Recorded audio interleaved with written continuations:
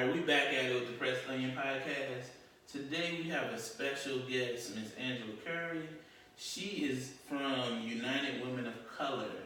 How you doing today, Miss Curry? I'm doing well. How are you doing?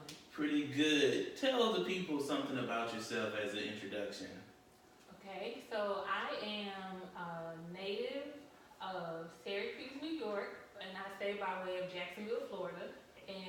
But I've been in Huntsville, Alabama for over 28 years. I came up here originally to go to school. Then 10 years later, I graduated with a degree in political science. I am executive director of United Women of Color, which is a nonprofit organization that is membership based, and we are a group of women or people who support women and girls, their families and communities to help improve the quality of life, pretty much. And we have 4 tiers that we work on. So. Gotcha. I seen that you all did your first fundraiser. Yes. How did you feel afterwards? I was excited because I saw it and I thought, hey, I'm gonna just put this out here and see what happens. So when I first started it, I think my goal was 200. After the first day, it was like $110. So I was like, ooh, let me bump this up a little bit. So I kept bumping it up, and I was just pleased to see that people were willing to support the cause. Okay, good job. Yeah. It's good seeing individuals like get into nonprofit work, and especially with starting out. Yeah. Starting out is like you have an urgency about whatever your goal is. Right. And then I think I'll say with me, it slaps you in the face later. I was gonna say the reality here. Yeah. Like, you get in and you say, hey, you know what, man? Everything's gonna work out for me with the nonprofit stuff. Right. People gonna be supporting me. And then reality sink in and be like, oh, they love you in the beginning. Right. And then you gotta kind of go through this moment of where it's really now, are you serious about whatever your purpose is? Exactly. Sure. I saw a post and somebody talked about being overwhelmed. And they said that, hey, we're all overwhelmed when you're trying to build something. You just have to work through that.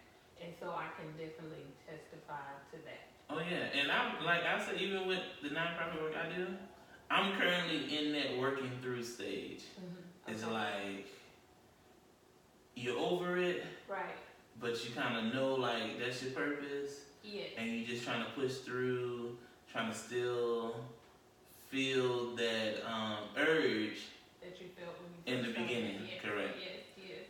All right, so tell me, I know when I first met you, you was running for office. What office were you running for?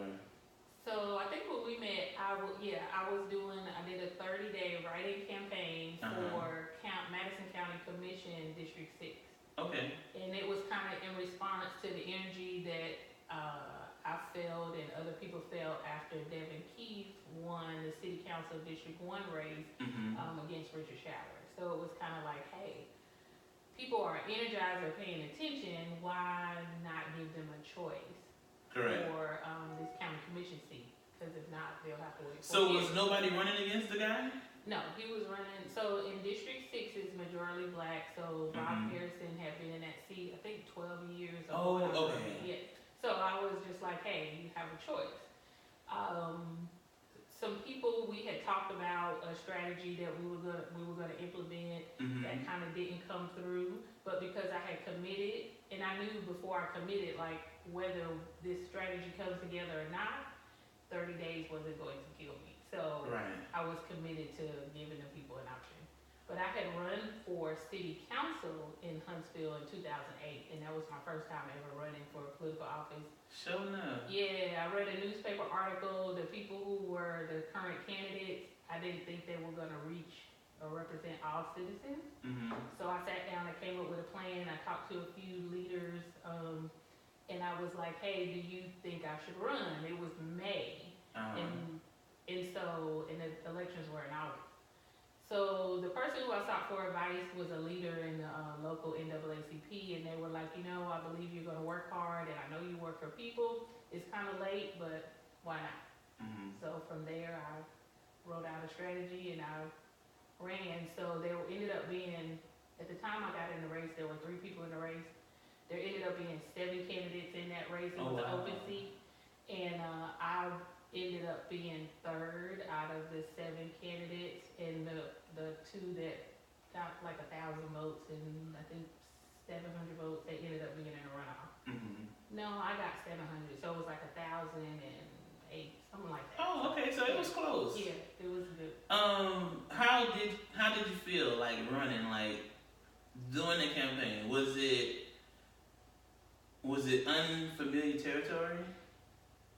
Yes, because I had a political science degree, but what you learn in the classes is nothing about what you do on the street. So I had done some volunteer work in the community, and I had been a former social worker, so I knew a lot of people, but lining it up with the political piece was a little different, because you mentioned earlier how people like you in the beginning. So right. The people who you thought would be all out supportive of you because they had been that way for other things, when it came to politics, people like to be strategic and hide their support, per se. So for somebody to come out publicly and go hard for you, usually there had to be an agenda for them. Oh, I agree with that. I definitely agree. And that's like, when I think of stuff for myself, it's like behind closed doors, big support. Right. And but like, let's just say I'll use the Press Lane podcast as an example. Okay. Behind closed doors, people love it. And they tell you, like, through conversation, oh yeah, I'm listening, and I'm gonna do this and blah blah blah, and I'm gonna share it, and then you put it out there, and it's nothing, And I'm just saying, like, the crazy part, like, say with my friends, like, it's like, you can track the listens and things of that nature, and you can track it by city, by state, and like out of state support, and like I got a good out of state support, and like so like I have people that I listen to it, and then like I can go back and look and be like, nah, you didn't listen. Right. And I get it. But I always tell people, like, it's not the familiar faces that's going to support you. Exactly. So I think as a culture, we have the attitude of familiar face is more like, oh, I'm not going to let you get so much advanced than me. Right. And so they, they don't support it. And then, but what happens, you get popular in another location or another sector, and then they come back and be like, oh, they won. And on the bandwagon, they jump on. Yeah. So, it's more just being consistent and getting a wave, creating your own wave. Exactly. And I think for me, that part was surprising, but it didn't disappoint me to the degree that I think it has disappointed other people. The challenge for me when I ran in 2008 was realizing that people were not prejudiced per se because of the color of my skin, but more so because of my gender. And I heard so many times that you have 4 kids, you should be at home with your babies, and things like that. And so it was a shock for me to really let that sink in, that my skin color was secondary to the fact that I was a woman. And And well, I think it's changed now. The gender situation. Yeah, this is the year of the woman. Yes, and listen, I'm so for that. We haven't stated it in maybe the last 3 podcasts or so, but we are pro-woman on this podcast, and like, it is the year of the woman. Yes. And I think next year is going to be a crazy year. That's going to actually, you're going to see a lot more women push forward. So I totally agree with that, and I understand. Like, I would think in this city, I would have thought more. Honestly, I would have thought more colored. because there's a lot of women in position during that time. We had a female mayor. Right. And she was the mayor for a while. Right. And I personally think everything happening in the city now is a byproduct of her. Like, wow. you know, I think the current mayor is really just reaping her benefits. Wow. Per se. That's an So, interesting observation. I've always said they all rode on the back of the arsenal. And so they did? Yeah, so what year you moved here? I moved here in 1990 to go to school at Alabama A&M. Okay. So have you been here since 1990? Yes. Alright, so I moved here 97, okay. 96, 97. Uh-huh. And we was living off of Old Madison Pike. Okay. Those condos right across from Bridge Street. Yes. Alright, so I basically seen all of that stuff come up. Right. And I was going to Butler. Okay. At the time, the Arsenal kids was living on the Arsenal. Right. And Butler was probably the biggest school in the city. Right. And I was going to church out in Madison. Okay. And Hughes Road, straight grass. True. And right. then we moved. My mom lives on the county city line. Okay. And we moved in maybe 2000 from that spot to the house that she lives now. But we was there before the boom. Right. You know, and we got to see the boom happen because in Huntsville. Chase and Sherwood Park was considered really nice neighborhoods. Correct. That was a place that people wanted to move to. Yes. Yep, you're right. But now it's more like I don't really know. I know the cost of living in the area did rise. Right. Cause actually, when I moved out of my mom's house, I was trying to go back to Steeplechase. Right. And I seen, man, rent was like $1,100. Uh-huh. That was like 06, 07-ish. Right. And so, but when we was there, it was like $550 that my mom was paying. But it was nice condos. Exactly. Like, I used to call it the retirement neighborhood. Oh, wow. And, but just seeing the difference, like, Brat coming into play. Yeah. And I think, yes, the Arsenal did create a lot of opportunity for new people coming into the city. Right. But I do believe still that Mayor Spencer was pushing forward. Like, I don't think, like, this city was not built for what's happening now. Oh, yeah, I agree. So, and I think she was able to push forward what the possibilities that the city could have. And bringing things here, or trying to get things to come here. Right. And I just think the new guy, Battle, I won't speak down on him, but I just don't think that he is that guy. And I think the governor election exposed to him that he's not that guy. Well, you know that. So I'm gonna go back to Spencer. I can agree with you on the fact that she was pushing for the automotive industry to come here and the different type of industry to come in addition to the Arsenal. So I can see that. Okay. But the battle, the gubernatorial race, there is a historical dislike of North Alabama. So there has not been a governor from North Alabama, I don't think, since the state was created. Sure not. So and I spoke to a guy who was talking about the Civil War, and Huntsville did not go to battle. When the Union soldiers came in, because this was a merchant town, the merchants met the soldiers at the city and said, "Hey, we're just merchants. We're just trying to make a living. Please don't burn down our city. Let's work together on this." So the Union soldiers was like, "Okay, give us a place to camp out, and we won't burn down the city."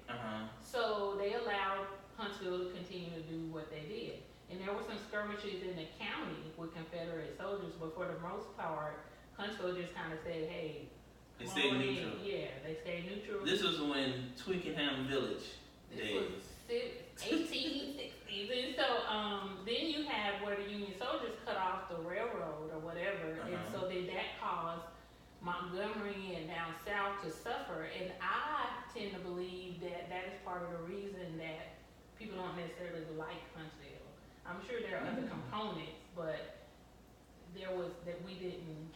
No, I never knew that. So that's good to see, because that was never something, never something I was taught or even heard whispers of. Right. So that's interesting. But me personally, on his race, I thought he did a lot of traveling to try to get himself out. And what I personally think, he rode the coattails of Huntsville being like the big city, and he was the mayor for the last 8 years or whatever, last 2 terms, and he could get Alabama like Huntsville. Right. That's But what I think messed him up, I think he messed up when he didn't really state an opinion on a Trump situation. He did. So from what I saw, there was question if he was a Democrat even, because he kind of let that be thought of, and some people say that he previously was a Democrat. So from what I saw, he went far right to try to prove to all of the Republican voters that he was a Republican. So he had a commercial about the standing for the flag and how he, supported Roy Moore. He endorsed. So he had several situations where he was like, "Hey, I'm that guy that's far right," So I think that he played himself too far to the right, and he lost the support of some Democrats who would have supported him and some moderates who would have supported him because he was far right. And the fact that, again, Huntsville, in order to win the gubernatorial race, you have to win Mobile, Tuscaloosa, Birmingham, and then Huntsville. Right. But Huntsville is not like the city you have to win. So I just don't know that he was convincing to the state. Yeah, I don't think so either. Yeah, he should have run for the lieutenant governor seat if he actually wanted a seat. But from what I hear, there's rumors of he may want to run for Congress. So that might have just been, hey, that's the race before the race. I understand it, but I just think, I'll say this, Huntsville is not really a big city. Right. It's really the county that's where the people are. Right. And I think a lot of people are mistaken when they say Huntsville is going to be the biggest city. Right. They're including Madison County. And so, like, even when you look at election votes, like for mayor race, I think it's roughly 17 to 20,000 that actually vote in for the mayor race. And I'm gonna say he only got he won with 13,000 votes. And so any person that has an influence or that can give him, I don't even say run for his money, that's just going to take it seriously. Right. Because the last election, man, it was a guy, some engineer guy, just moved here. Right. He ran. You had the lady who always run. Jackie Reed.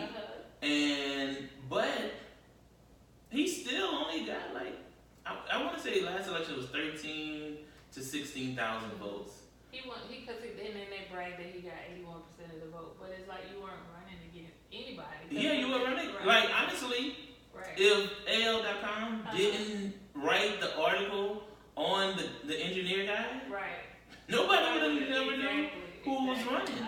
And so I tell people yo, it's not hard to win a city. If you go and do the legwork. Exactly. You don't even gotta, I'll say this, you don't even have to worry about him. Or who's the sitting mayor. Just run a campaign and be in front of people. And you can potentially win or steal a lot of those votes to wake people up. And also you have to think about the individuals who are not voting. That's the largest voting bloc. The ones who are sitting at home. The ones who are sitting at home and you get a familiar face in front of them, and I'll just say, let's say, use that Doug Jones strategy, you really can open a lot of eyes in the city. Right. To make people respect you. True. So like when you break it down to a whole city, like districts, that's kind of different. Yeah. But if you go to the whole city base, right, you gotta think like most people on our side, we just vote for them because. True. And so like you imagine. Or sat at home because they didn't want to vote. Yeah, imagine like he had 80%. So hey, cool, but it's not really nothing to brag about. Mm-hmm. But I'll just say like you could probably squeeze 8,000 to 10,000 of them votes. True. You know. True. And if you do that, yeah. by just showing up and being consistent during the campaign, right. you can really make life hard on them and make them earn That's true. the mayor seat. Right. So and if so, you know, he won in a runoff in 2008 against Spencer. So had it not been for the prison debacle, you know, they were building a jail. And the cost overruns were in the millions, and they brought that to light. And then there was something else that had taken place, and those two things were the major things that his campaign used to try to say, hey, this is why we need change. Mm-hmm. And so even I remember on the north side, like when Mayor Spencer had called Richard Showers uppity, that was even used to say, hey, we need change. We need somebody who's more diverse and all that kind of stuff. But from what I hear in 2020, there's going to be some contenders that are going to be. I already know. And so the thing about the loss for the gubernatorial race, it showed that he was vulnerable. And when you're an incumbent, you don't want to show vulnerability because then that just encourages people to, hey, the right strategy, we can, And I already, because I've talked to some people, and we talked and was like, you know what? People making power plays now just to be mayor. Right. And I would just say Birmingham election opened those doors for whatever's going to happen in 2020. Correct. So I completely agree with what you just said on contenders coming into play. So let's move along. Okay. That was good. We talked about local politics. That was something on my list. Get it out the way. Birmingham shooting. You know, I've been following it. Like, I'll tell you, I'm normally not a social media activist, as I call it. Yeah. But I've definitely been following this situation faithfully and looking at both sides. And so I like what you had posted the other day, your caption. Yes. And actually, I agree with that caption. Regardless of what happened, of the unknown, no way should that have been the outcome, you know? Right. And I just believe, you know, I'll say this. Let's start with City of Hoover Council. Mm-hmm. Were you able to watch the city council meeting? No. So me personally, I feel that law enforcement has been given the green light to do their, like I said, the Blue Lives Matter execution style. And the execution Blue Lives Matter style. So all the way back in the 90s, we have countless cases of people of color, unarmed, being shot and killed by police. It's a pattern. They don't release the tape, so they release this. They criminalize the victim.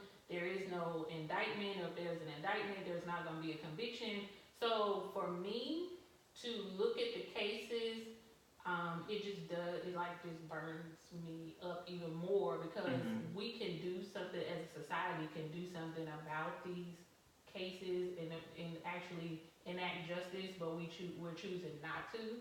And then there are not enough people of color who feel like and this is in my opinion, that this is a major enough issue to get up off of their seats and actually demand justice.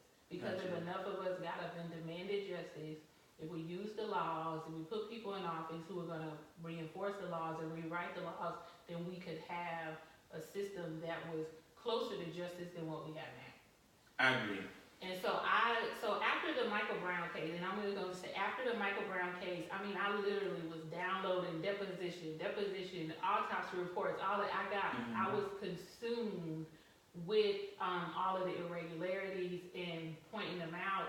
And it's like, how are they getting away with this? I'm just a normal citizen and I can see the disparities. And I can see that this is not, so since then, I don't delve into the cases. I will read here and there, but it's all the same pattern. So why do I need to read? It's here and it's in my heart. I already know they do the same thing every time. All right. Well, let's say this. How do you feel about protesting? I think that protest is one vehicle that's needed in order to push for change. Okay. So I support protest if there's a plan behind the protest. Because we can't just protest and then not do anything else. Gotcha. It's incomplete. So I think the strategy of this group, I think that they're saying their name is the Justice League. Right. Is to try and cripple Hoover's economic system. And, they've done some protests roughly every night except for last night. But today they protest at the school, Hoover High. Wow. And the words was they wanted to bring it to the doors of the kids. Wow. At the feet of the kids. So the kids can see. And now they was doing it based on the premise of back in the 60s, they was using the kids to protest with against letting black kids go into school with white kids. Correct. And so how do you feel about them I won't say having the kids involved, but bringing it to the doorsteps of where the kids are so the kids can actually see or maybe make a decision on their own versus what maybe teachers or parents in that district is saying to their kids?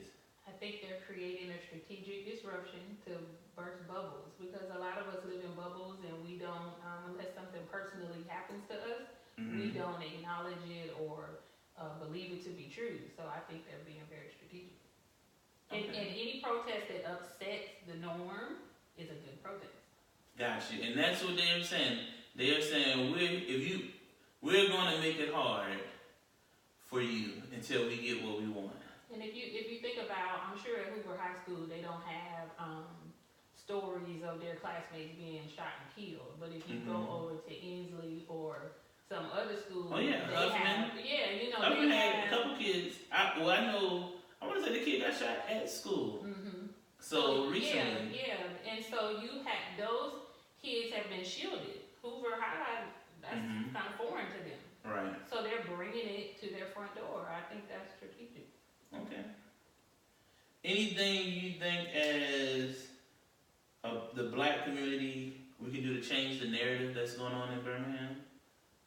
Collectively. So, because to me the narrative in Birmingham is the narrative of Black America. Right. So what can we do to change the narrative? I think that we have to do more than just quote unquote fight with people on Facebook. I think we have to speak our truth. And not be afraid to speak our truth, knowing that we have every right to, as any other citizen. And I think that's the biggest thing that we have to do right now. We speak our truth amongst ourselves. But we have to feel emboldened and empowered to speak it, just period. And engage white people, any individual who does not believe or acknowledge the truth that's going on, be able to engage them in a conversation without becoming emotional. Yes, I think we as a culture definitely gotta check our emotions. Yeah. Because we can get a lot across, but I think once our emotion, like I watched the Hoover City Council meeting, it went left when emotions came into play, right. But then, like say, when the crowd left, then they wanted to start speaking and saying their part, and but at that time it was too late. Like the people who need to hear it or need to have the conversation, that was already gone from the meeting or shut down. Yes. Once we get emotional, passions flare up, we can't hear and we can't process. So I think that because we as a people, as Black people, have endured this since we've been brought to this country, and maybe this is unrealistic for me, I feel like we should have a level of maturity in this thing to where we can educate the masses without having to be so emotional. It's okay to be passionate, but when we get to the part of being emotional and we become combative, I mean, we're not helping anything. Gotcha. So, midterm voting, how important is that for this state? For the country, midterm voting is imperative because we choose the lawmakers who write the laws, pass the laws that from the federal level. So, and then even on the state level, the state legislature is imperative that we vote in the midterm elections, because if the laws are going to be changed, they're going to be changed by the individuals that we elect during those times. And were you pleased with what happened in Huntsville? Or in just the state of Alabama? Yes, because I looked at the numbers. So I do like a lot of comparative analysis. So if you look at the 2014 midterm elections, I think voter turnout was like 39%. Okay. Maybe 40. This midterm election, voter turnout was like 50 something percent in Madison County, and then for the state, it was above 50, I believe. So you have to look at the progress. And so we are in a red state. This state has been red since the creation, even though whether the people had a D behind the name or an R behind the name. Because pre-civil rights, a Democrat was a Republican, what we consider a Republican now. Right. So we can't expect within 2 years' time that we're going to flip everything on its head. There has to be a strategic process, but there's a dysfunctional party who is in opposition to the Republican Party, and with dysfunction, you can't be successful in dysfunction. It's very hard to do that. So until the Democratic Party looks at themselves and tell the truth about themselves, and then make a plan to better themselves, all we can do is hope for the needle moving slowly. Gotcha. And the fact that it's moving in the progressive direction, even with the dysfunction, says a lot. You think Alabama could become blue? Alabama should be blue. I think that Alabama could become blue with. It would take a massive effort, but because when you build relationships with people and you think about all the people who are being affected in a negative way by the fact that we are structured the way we are, once you get touch those people and get close to those people, you have supporters. And with those people, the masses of the people are the ones who are going to be the ones to make the change happen. Okay. So I think it's possible if people are willing to get close to those who are suffering the most.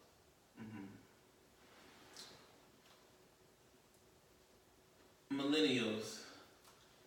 How can millennials get active outside of voting season?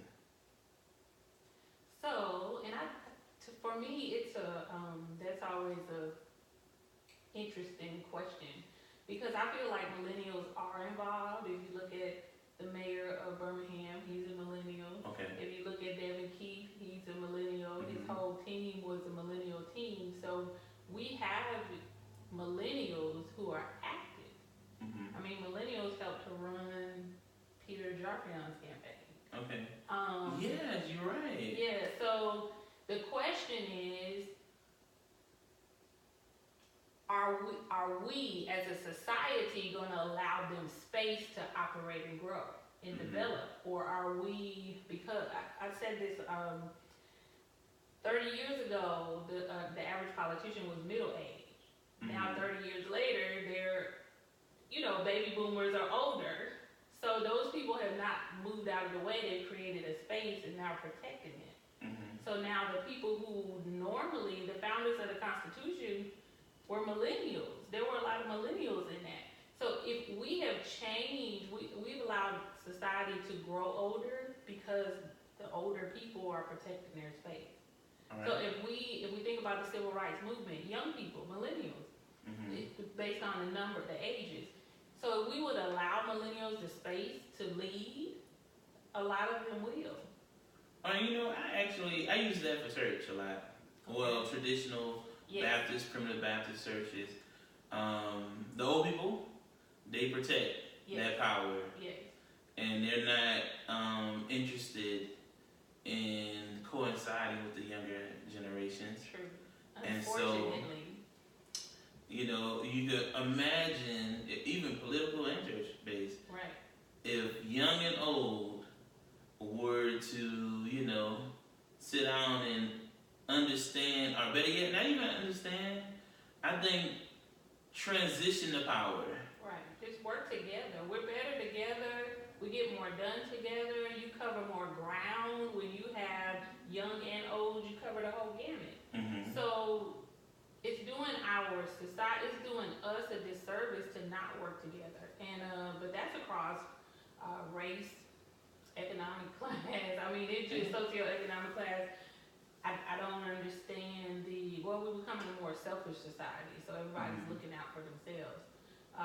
But it turns around and hurts us in the end.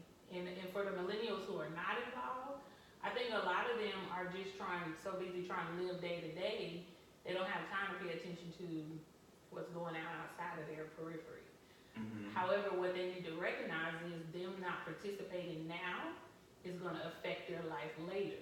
Correct. So I'm struggling now, trying to pay off my student loans, all that, and then the government is making all these changes that's going to affect me 10 years from now. So even when I get to that place where I should be comfortable, because of the changes that were made now, that are now impacting people 10 years later, I'm still at the back end, getting screwed. So they need to participate, thinking about 10 years from now, 15 years from now. Well, that's hard for a lot of them because, to be honest, I'll say I'm 34. It's people that I know, they're not even thinking about next year.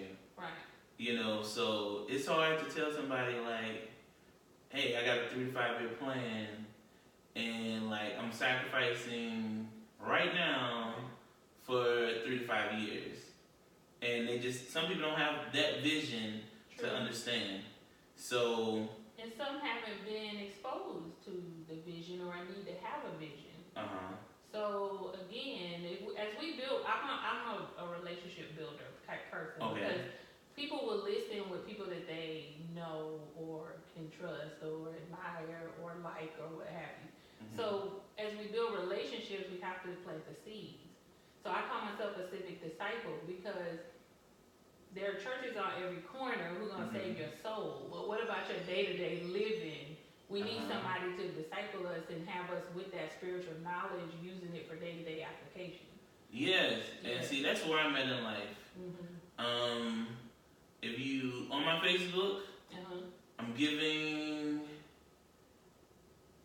spiritual foundation, but everyday life.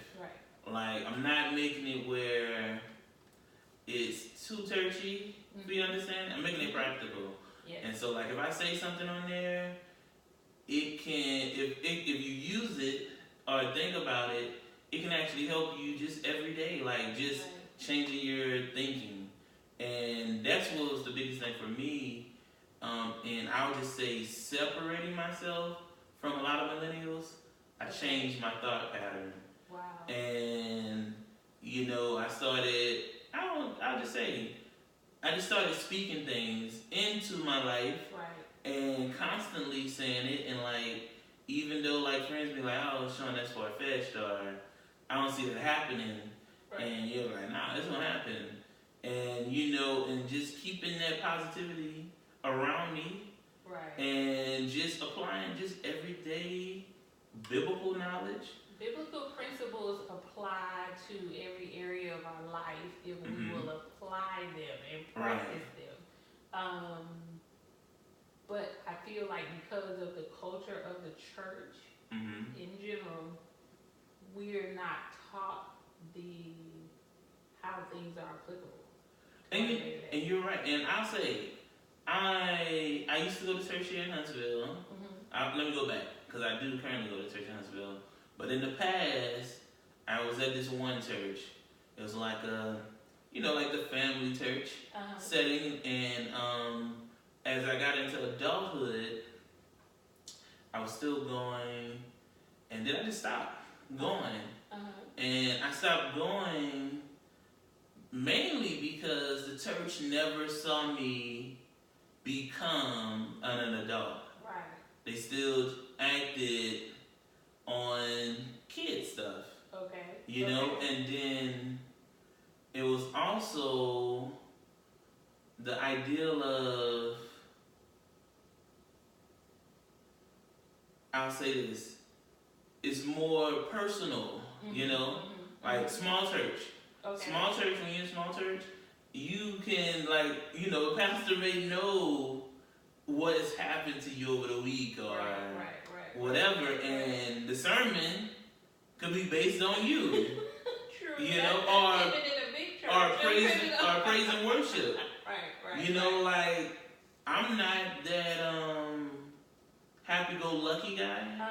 So the praise and worship, I'm not running. Right. I'm not screaming. And if you don't and I'm telling you, in some churches, if it's small enough, if you don't get called out, you're gonna get called out. Right. And to me, so everything in life evolves. I mean, evolves, grows, develops. Even when you're not trying, we are evolving. So I feel like the institution of church has not evolved, and because it has not evolved, it has lost a lot of people. I'll say this: have the institution of Black church not evolved, or because now I'm in a multicultural church now. Okay. And completely different ball game. But just to go back, I left that church because of being called out. Okay. And I did T. Jake's online 6 years straight. Wow. Sunday morning, online. And people used to be like, how are you doing that? And you need to be in somebody's church. But I'll tell you this, those 6 years changed my life. Really, the first 3 years changed everything. Like, light bulb went on. So then you can't say that Black church hasn't evolved. It's the institution. That's why I call it. I'm gonna say this. Let's say this: small Black church. So when you say small, what do you consider small? Less than 5,000? No. That's mega church. We talking like a 50-member church. Yeah, we talking. No, I'm gonna just say this. We're talking more of your mom and pop churches. Let's say that. They're not. It's like, I'll say this. You go to bigger churches. I'm gonna use the Rock Church in Birmingham for example. Okay. I was at one point I was watching them online when they first got big. I'll tell you the first thing, I went there for a New Year's Eve service. Okay. But it was one entry, first set of doors I walked in, greeters, greeting you. Right. Happy to see you, smiling, happy. I walked in a little further, it was where you could split left or right, but it was like a welcome desk. that person at that desk, nice. I went left. There was some people at that door to go into the sanctuary area. They welcomed me. Okay. Happy. All right, I'm gonna go backwards. Church home, the church that I left from here, back in the day, they would have a welcome person. You know, somebody that would open the door, but it's it was more. It was attitude. No, and also, we are. It's more like it's a favoritism thing. Yeah. I think in smaller churches, where not just smaller churches. It's in bigger churches too. But I'm gonna just say, in smaller churches, it's more systematically depressing. Okay. All right, because let's just say this: I may know one of the preachers or assistants. I might know they clubbing every weekend. Okay. And they up there doing the prayer, bringing church in. You know, but the pastor know that. Right. And it may be somebody who's in the church that's not a leader, faithful. Right. And who could lead prayer. They're not giving them that opportunity because of the relationship with whoever or the tenure of whoever. Now, so I can just say from personal experience, I've seen that on all levels. Yeah. So it's more. So that's why I look at the institution, and you think about many have not evolved. I mean, when you look at Acts and how the fellowship and the things that used to take place in Acts with the apostles, and they went house to house and they were teaching and praying in the midst of people's personal spaces. That doesn't really happen. We're more suburbanized now. And yeah, we can have a nice time when we go to church. But what about throughout the week? And that's what I'm finna tell you. That's why multicultural churches, I'm gonna just say this. We're gonna say the mom and pops is under 100. Okay. And then we're gonna go small multicultural, 400 to 1,000. Okay. Those churches. Okay. That's like mega churches. They in their own league. Yeah, they are. You know, but let's go to the new age church. Small church is 400 to about 1,000. Okay. Multicultural church I go to, they do Sunday service, 2 services on Sunday. Okay. And but during the week, or each year, like they do it in semesters. They do something called life groups. Okay. Yeah. Life groups is not at church. Right. It's like how we doing this podcast in my living room. It could be like I could be over finances, teaching credit, and applying biblical principle to it. And it may be 15 people here in my living room, and we're going over it, but we're getting to know each other outside of church. But we're still investing time and getting each other better with life. Right. So I remember, some churches started that and then it faded out. So it's good to hear that some churches are still doing it. Like the church I'm at, I just started going there. Actually, December last year was my first time ever going. Okay. But I've been official member since April. Okay. And just seeing the transparency and the way, I would say, how the money comes in, how the money goes out, people serving and not really serving with an attitude. Right. Now, I know if you dig a little deeper, you're going to find the favoritisms and things of that nature. And you know what? But I think how it doesn't affect you as much as in the mom and pop churches, you don't know nobody. Right. So, and if you're not say mom and church pops, when we're doing an event or a special service, everybody gotta participate. Right. Where in these situations, you don't have to. If you just want to be a member that comes to church, you can just come to church. If you want to serve in some capacity, you can. Right. So it's a different. And that's the church that you're going to sounds like a good church. It sounds like a non-traditional church. Yeah, it's very non-traditional. Because it's more life. It's I'll say this. It's more applications at this church than anything. And like, so I love T.D. Jakes.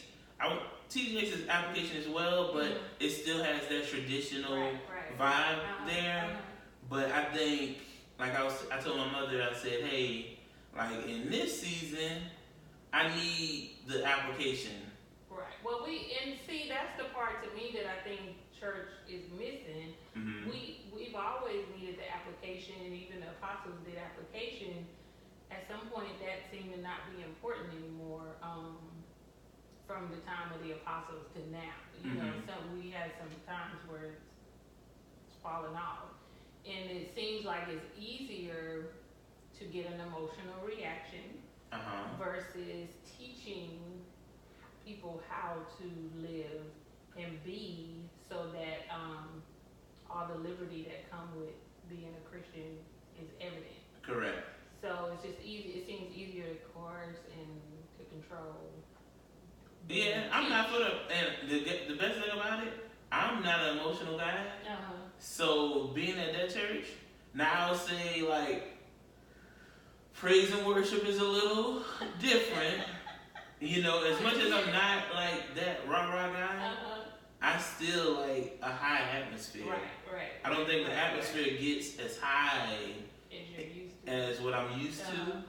But I think on the word side of it, I'm more focused. When I go to church anyway, even back then, it was more, I'm really just here for the word. Right.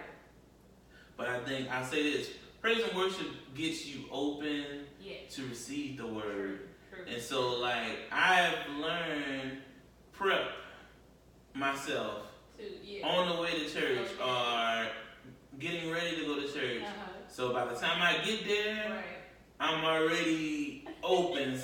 And what they're doing in that praise and worship moment, just compliment. And then by the time they get to the word, I can receive. Yeah. So, but you know, it's good. Like, but I think, you know, being in an environment where you can, I won't say learn.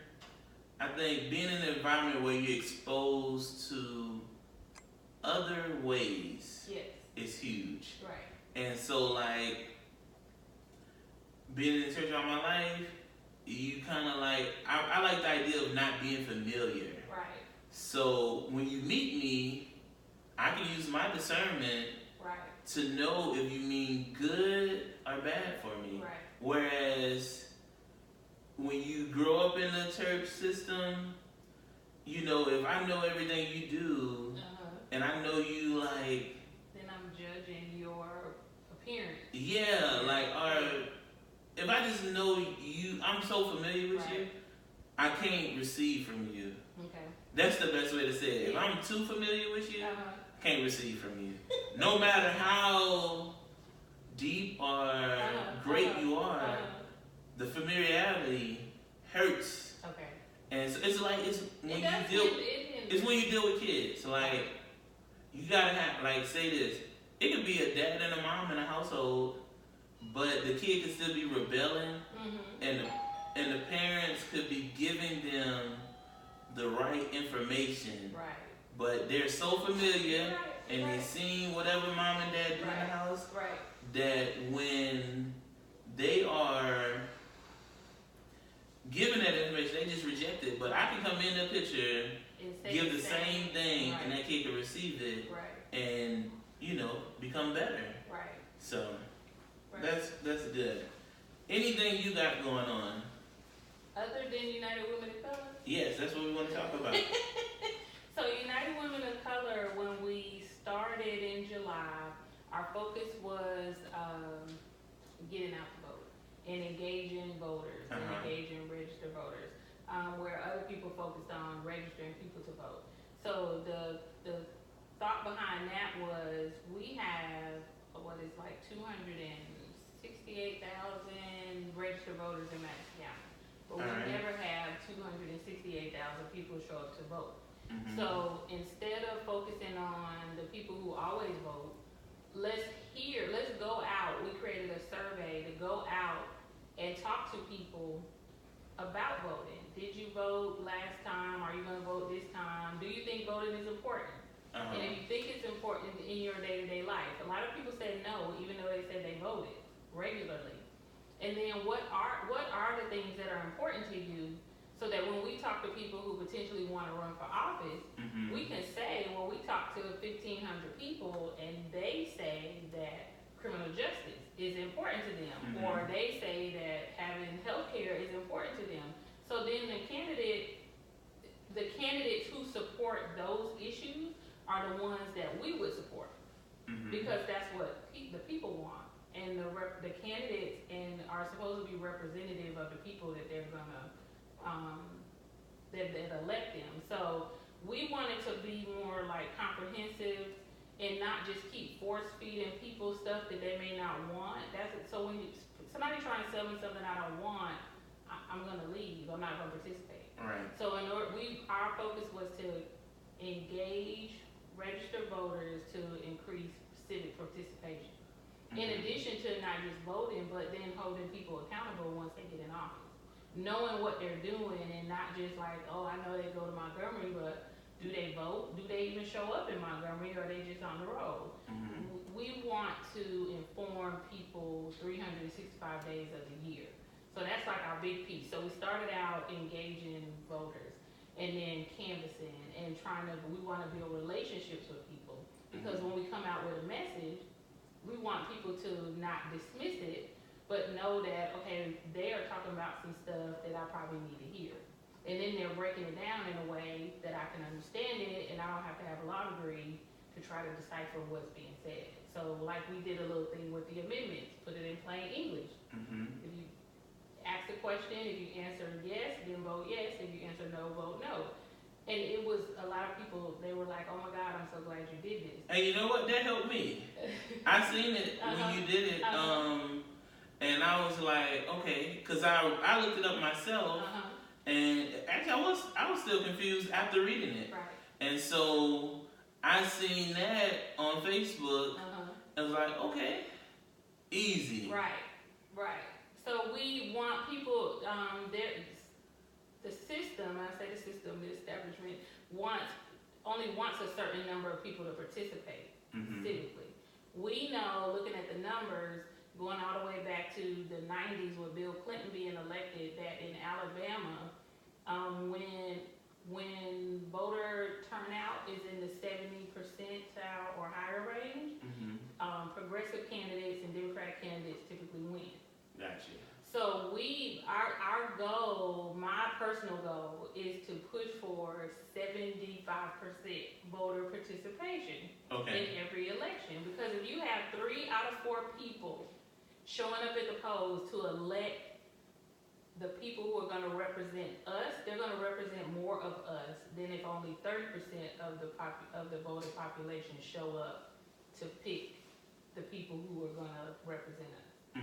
So that's one thing that we're gonna always be doing, and coming up with different ways to do it, but we're really gonna be consistent with the information in easy to read format, canvassing and building relationships, listening to the voters. So another thing that we're gonna be launching in January is workforce development, working with soft skills and interview skills, because you can have all the skills in the world. But when you go into that interview, you have 30 minutes, sometimes an hour, to make an impression and convince those people that you are skilled and you are a good fit. So we are going to do workshops that allow for one-on-one interview skills. We're going to go over the most asked questions, because those typically have not changed over a span of 20 years. Tell people who are looking to interview why the HR person or the manager is asking the questions that they're asking, because there's reasons behind the questions. So then that will allow people to build confidence, and they can go into the interview with a sense of, I know what's going on, and so now I can put my best foot forward, versus being intimidated and then you kind of just on a wing and a prayer hoping that you make it through. We're also eventually hoping to possibly do a mock career fair. Huntsville does a lot of career fairs, but if you've not been to one or been trained or been to a lot, you may not know what to expect or how to go in and be your best self. So we want to help individuals in that capacity too, because a lot of us have skills that we don't realize. And so we are going to do a portion in the workshop that brings out our skills, but we're not necessarily going to spend the time to do a resume. But we will create a spreadsheet. By the time you finish your worksheet, you'll have all the skills you need to create a resume. Got you. Have this be a free situation for the community? So each workshop will have a per person cost. Okay. However, it'll be more likely be free to the community because we're targeting certain populations at this point. Huntsville Housing Authority residents, college students. So those individuals will not have the capacity to pay, but we'll be looking to partner with some grants or get some sponsorship from even some corporations to help offset the cost. So for the most part, it's going to be free to the community. Gotcha. Another thing that we're going to be doing is we're not about reinventing the wheel. We like to work in partnership with other organizations. So we will be identifying organizations where we'll be doing projects throughout the year, and we'll put our support behind what they're doing because, again, we're better together and we can get more done that way. And another thing that we're big on is benevolence, so meeting basic needs. So based on the needs assessments from the United Way that they came out with in 2014, they have another one coming out in 2018. Transportation needs was a big need in Madison County. So one of the things that we want to do is help with preventative maintenance repairs. So I remember when I lived check to check, we pay our bills, put the gas in the car, that was all we had until the next time we got paid. So we had a flat tire, or if we needed a battery, or those things could throw us off for not just 2 weeks, but it could be a month or two.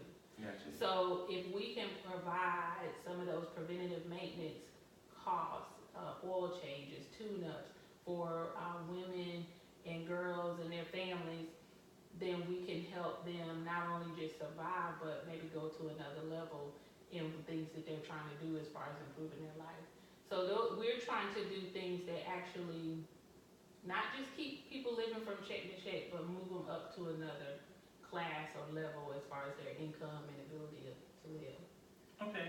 So would it be when you all, let's just say, would it be like once someone come in contact with the organization, maybe you all get them like on a 2 to 3 year plan? So we haven't evolved to that yet. I think long term that would be a desire, but for right now we're kind of just working organically because we want to make sure that we're providing a need and not duplicating services. Gotcha. So like we know that I think what is the Troy Garner's Church, Fellowship of Faith, and Drake, they're doing the automation, manufacturing classes, workforce development that provides like certificates and things like that. But we're doing business etiquette and the soft skills and the interviewing. Okay. Because again, if you have all the skills but you can't present that when you sit down, you may not get the job. Correct. No matter how much you pray, fast, So we want to complement things that are already going on in the community because we want to fill in gaps. Gotcha. Now, have you all, like, say, with Fellowship of Faith, like, have you reached out to them to say, like, hey, this is what we see what you're offering? We have not, but that is in our purview.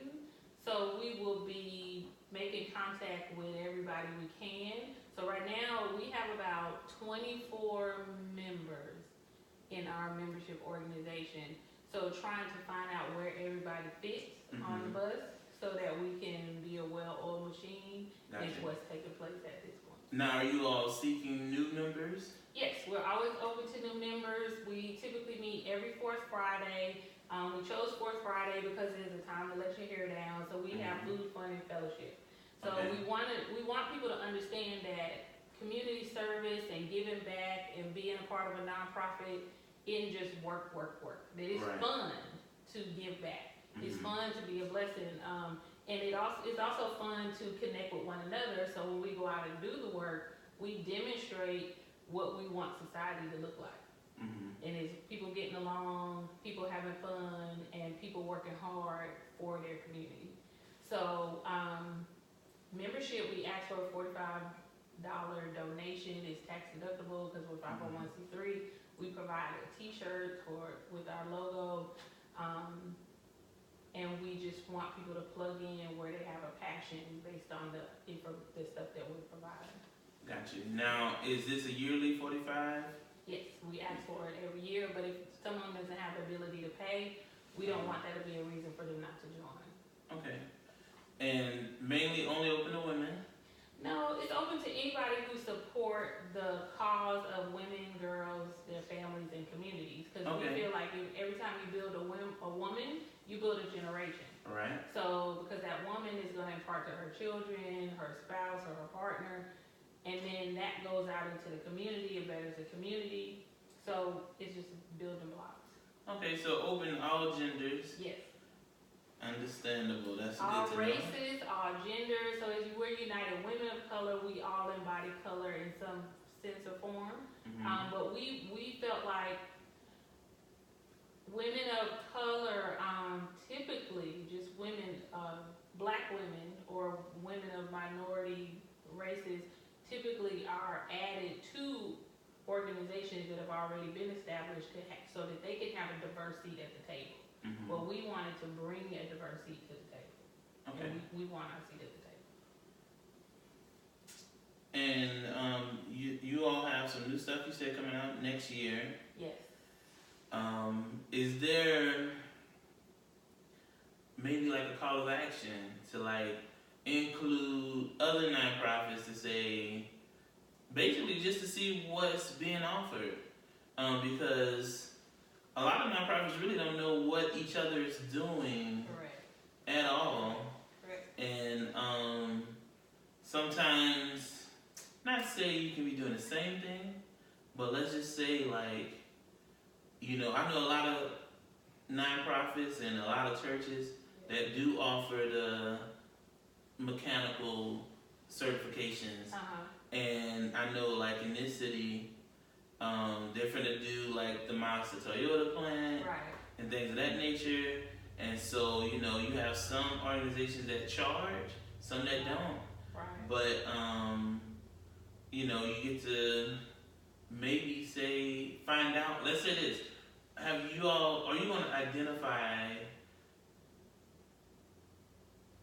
like, I won't even say identify, like, let's say build a relationship with some of these companies that's in Huntsville to see what jobs are available that they have where maybe you could filter in some of your participants? Yes, so we want to build relationships with multiple companies in Huntsville in their HR departments so that we can build those relationships and see what the needs are.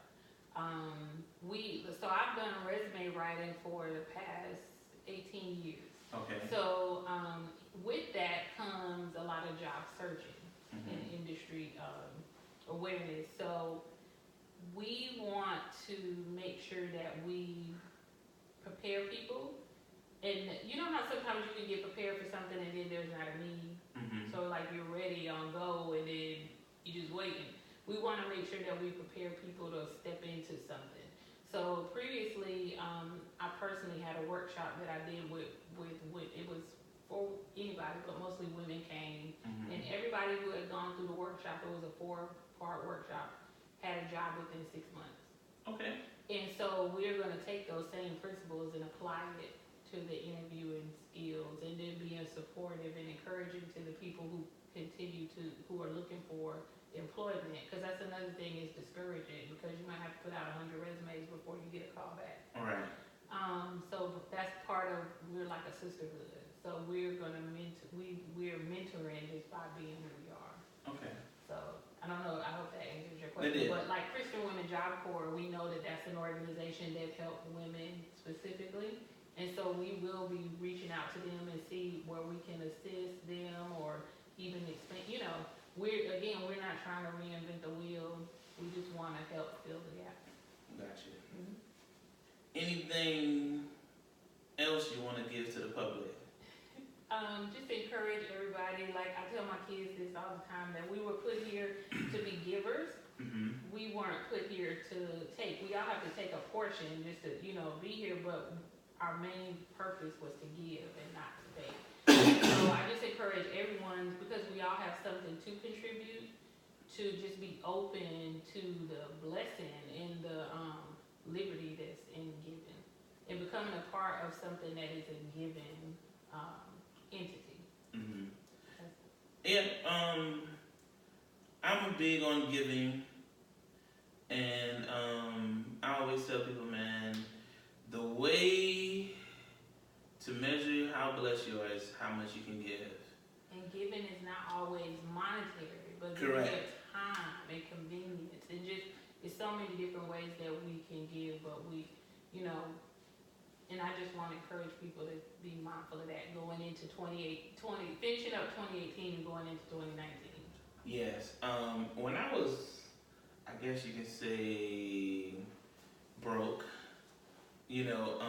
that's when I learned about giving. Mm-hmm. And it wasn't about money. Right. It was your time. Right. Your talents. Talents. The best way to say it, sum everything up, talents. And just giving people time to speak to them, like being nice. Right. Those things go a long way in depositing to people. Right. To show like, hey, like I don't have nothing to offer, but I'm here. Right. So like with me it was more like helping people move. Right. Like, yo, man, I'm like, all right, friends need to go to town. Be like, well, I got the vehicle. I don't got the gas. Right. But I got the vehicle and the time, and if you got the gas to get us where you need to be and back, we can make it happen. Right. And so now, like, I'm able to give more in other avenues, but it's just still like, always, it's a humbling experience just to be able to give. And like the church that I'm at now, the week of Halloween, I thought it was the dopest thing ever. They gave everybody in the church envelopes. Like basically in the envelope, it was already closed and everything. It was in between $10 and $50, I believe. Wow.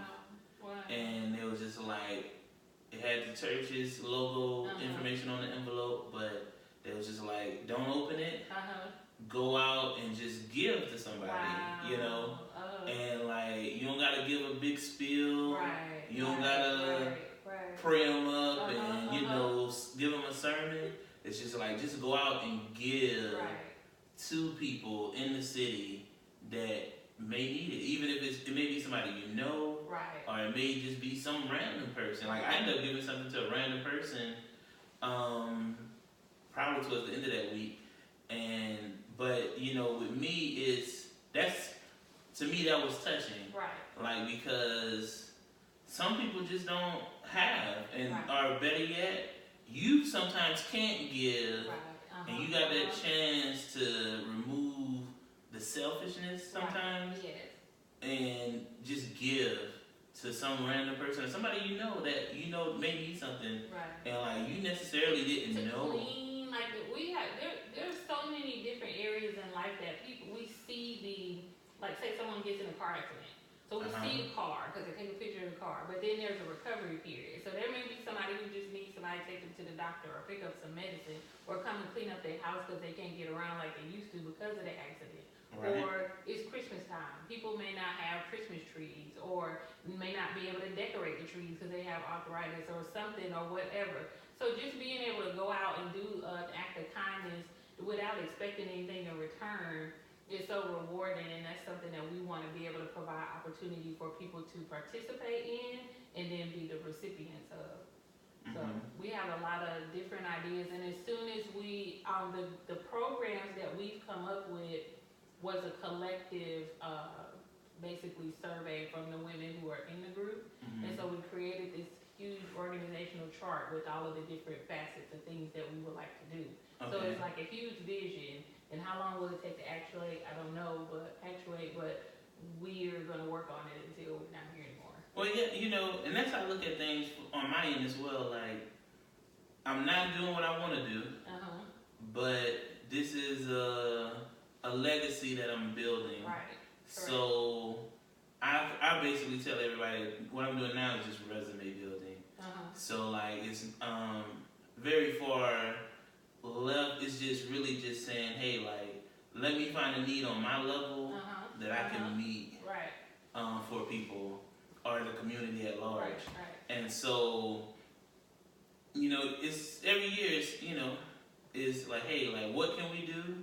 But let's make sure we're moving forward in what the end goal is. Right. And so it's relevant. And so as long as we can do that, I'm happy. Like sometimes, like some months we really don't do nothing. But then some months it's something every weekend or every other week. Right. And I'm okay with that. Right. But it's just like I've learned not to overdo to impress people.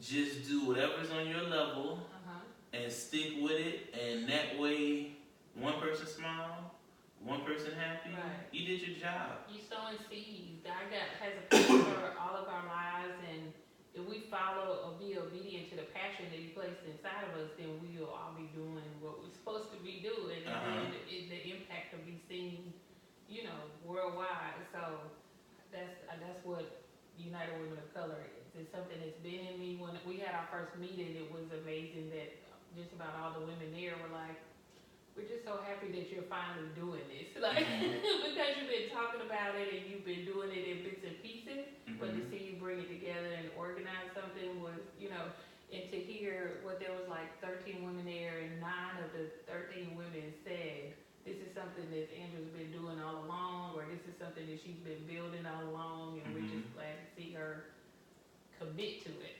Gotcha. So, have you gone and gotten your 501c3 yet? So we have our 501c3. We got that, so it's backdated to August. All right. We're working on a website, working on a monthly newsletter. Okay. And then just continuing to build social media. So we're on Twitter, Instagram, and Facebook. So with your monthly newsletters, they're gonna have it where other women or other members of the organization, they can do an article, things of that nature. Yes, so we'll be celebrating women that with different things that we see, like women to be acknowledged. We'll also talk about whatever events or activities we have coming up, and also include like where we'll be meeting. Because right now we meet at different locations to try to accommodate the size of our county or be convenient. So we'll be talking about those type of things, and then putting information in, like, so say we do a report of a state legislature. We're gonna put their report card in there. We're gonna have different pieces. If there's an issue coming up, say they're trying to pass a law in Montgomery, I saw say an anti-abortion law or getting rid of Medicaid law or whatever, we're gonna put it out there so we can inform people. Gotcha. And will this newsletter be online based? It'll be online. Gotcha. Yes. And eventually we want to be able to send out like postcards and things like that. So we just gotta make the right partnership so we'll be able to do that in bulk. Understandable. Well, I definitely appreciate what you're doing. I have a daughter.